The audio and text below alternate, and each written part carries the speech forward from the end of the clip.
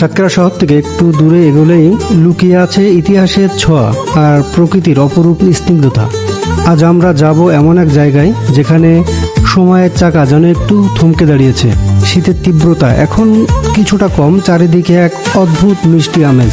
যান্ত্রিক জীবনের ব্যস্ততা থেকে কিছুটা সময় নিজের জন্য বের করে নিতে আমরা অনেকেই খুঁজি সুন্দর জায়গা।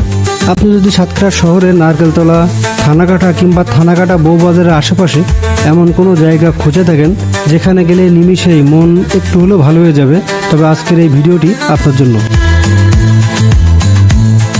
নারকেলতলা মোড় পেরিয়ে মাছ ফ্যাক্টরি ছাড়িয়ে আমাদের গন্তব্য উত্তরকাটিয়ার সেই বিশাল শতবর্ষী বটগাছ।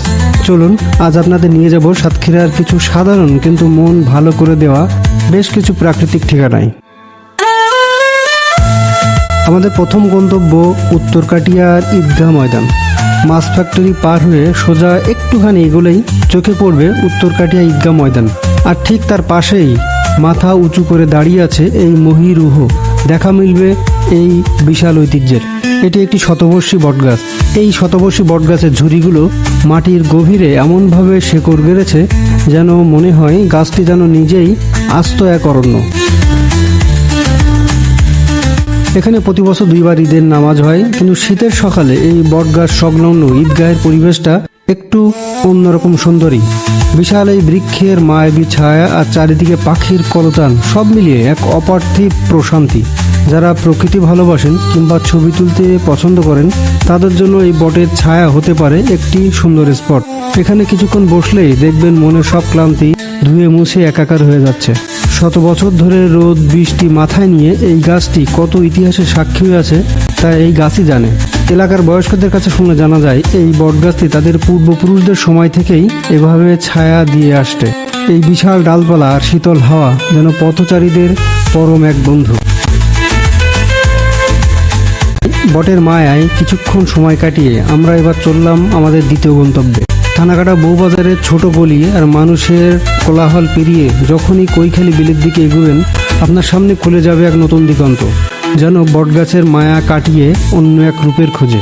উত্তরকাটিয়া থেকে বেরিয়ে থানাকাটা বউবাজার পার হয়ে আমরা এগোচ্ছি এখন তালতলা কৈখালী বিলের দিকে। কিছু দূর যাওয়ার পরে হাতের বাম দিকের রাস্তাটি চলে গেছে সরাসরি এই কৈখালী বিলের দিকে। এই পথটায় আপনাকে নিয়ে যাবে এক টুকরো নীরব প্রাকৃতিক রাজ্যে, যার নাম কৈখালী বিল। দিগন্ত জোড়া ফসলের মাঠ আর খোলা আকাশ যেন এখানে মিশে একাকার হয়ে গেছে। বিশেষ করে সকালের এবং বিকালের নরম আলো যখন বিলের ফসল ফলা শান্ত পানিতে পড়ে তখন এক অপার্থিব দৃশ্যের অবতরণ হয়। যারা শহর থেকে একটু দূরে বুক ভরে নিঃশ্বাস নিতে চান তাদের জন্য এই কৈখালী বিল যেন এক ছোট্ট শান্তির নীড়। এখানে আসলে আপনার মন ভালো হতে বাধ্য। প্রায় জনবসতিবিহীন এই প্রান্তরে শীতের হিমেল হাওয়া আর কুয়াশার চাদরে মোড়া প্রকৃতি আপনাকে সাদরে স্বাগত জানাবে। চারিদিকে দিগন্ত বিস্তৃত ধানক্ষেত, সারিবদ্ধ খেজুর গাছ আর মাঝে মাঝে পাখিদের ওড়াউড়ি, এক অসাধারণ দৃশ্য। এখানে রয়েছে সাতক্ষীরা শহরের প্রাণছায় খালের একাংশ। খালধারের স্নিগ্ধ পরিবেশ আপনার ভালো লাগাকে বাড়িয়ে দেবে আরও বেশ কয়েক গুণ। শহরের কোলাহল নেই, নেই কোনো গ্যাঞ্জাম, আছে শুধু প্রকৃতির নিস্তব্ধতা আর কিছুটা বিশুদ্ধ বাতাস। আমাদের সাতক্ষীরা শহরে এবং শহরের আশেপাশেই আনাচে কানাচে এমন কত যে সুন্দর জায়গা ছড়িয়ে আছে তা হয়তো আমরা অনেকে জানি না। একঘেয়েমি কাটাতে কোনো একদিন ভোরে বেরিয়ে পড়ুন এইসব পথে প্রান্তরে। বটের ছায়া আর বিলের মুক্ত বাতাস আপনার শরীর ও মন দুটোকেই করে তুলবে সজীব ও সতেজ।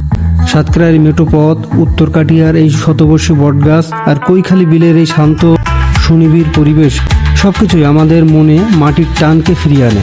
আমাদের চারপাশে ছড়িয়ে আছে এমন অনেক অদেখা সৌন্দর্য। আজকের এই সফরটি আপনাদের কেমন লাগলো তা কমেন্ট করে অবশ্যই জানাবেন, আর ভিডিওটি ভালো লাগলে লাইক দিন। আপনার প্রিয় কোনো জায়গার কথা কমেন্ট করে জানাতে ভুলবেন না।